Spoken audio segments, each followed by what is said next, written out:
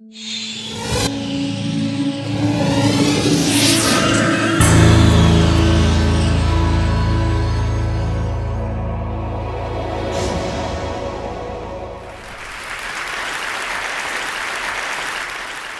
the next 5 minutes, my intention is to transform your relationship with sound.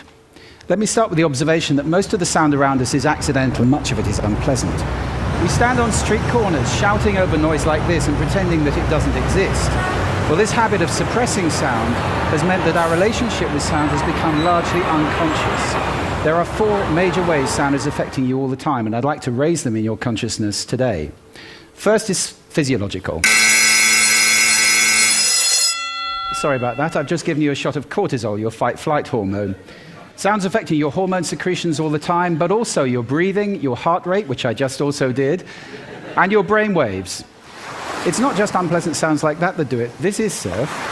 It has a frequency of roughly 12 cycles per minute. Most people find that very soothing, and interestingly, 12 cycles per minute is roughly the frequency of the breathing of a sleeping human. So there's a deep resonance with being at rest. We also associate it with being stress-free and on holiday. The second way in which sound affects you is psychological. Music is the most powerful form of sound that we know that affects our emotional state. This is guaranteed to make most of you feel pretty sad if I leave it on. Music is not the only kind of sound, however, which affects your emotions. Natural sound can do that too. Birdsong, for example, is a sound which most people find reassuring. There's a reason for that. Over hundreds of thousands of years, we've learned that when the birds are singing, things are safe. It's when they stop you need to be worried. The third way in which sound affects you is cognitively. You can't understand 2 people talking at once, or in this case, 1 person talking twice. Try listening to the other one. You have to choose which me you're going to listen to. We have a very small amount of bandwidth for processing auditory input, which is why noise like this is extremely damaging for productivity. If you have to work in an open plan office like this, your productivity is greatly reduced, and whatever number you're thinking of, it probably isn't as bad as this. You are 1/3 as productive in open plan offices as in quiet rooms. And I have a tip for you. If you have to work in spaces like that, carry headphones with you with a soothing sound like birdsong, put them on, and your productivity goes back up to triple what it would be.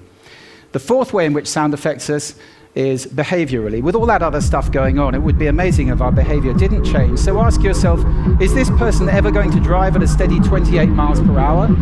I don't think so. At the simplest, you move away from unpleasant sound and towards pleasant sound. So if I were to play this, for more than a few seconds, you feel uncomfortable. For more than a few minutes, you'd be leaving the room in droves. For people who can't get away from noise like that, it's extremely damaging for their health. And that's not the only thing that bad sound damages. Most retail sound is inappropriate and accidental and even hostile, and it has a dramatic effect on sales. For those of you who are retailers, you may want to look away before I show this slide. They're losing up to 30% of their business with people leaving shops faster or just turning around on the door. We all have done it, and leaving the area because the sound in there is so dreadful. I want to spend just a moment talking about the model that we've developed, which allows us to start at the top and look at the drivers of sound, analyze the soundscape, and then predict the 4 outcomes I've just talked about, or start at the bottom and say what outcomes do we want, and then design a soundscape to have a desired effect. At last, we've got some science we can apply, and we're in the business of designing soundscapes. Just a word on music. Music is the most powerful sound there is, often inappropriately deployed. It's powerful for 2 reasons. You recognize it fast and you associate it very powerfully. I'll give you 2 examples.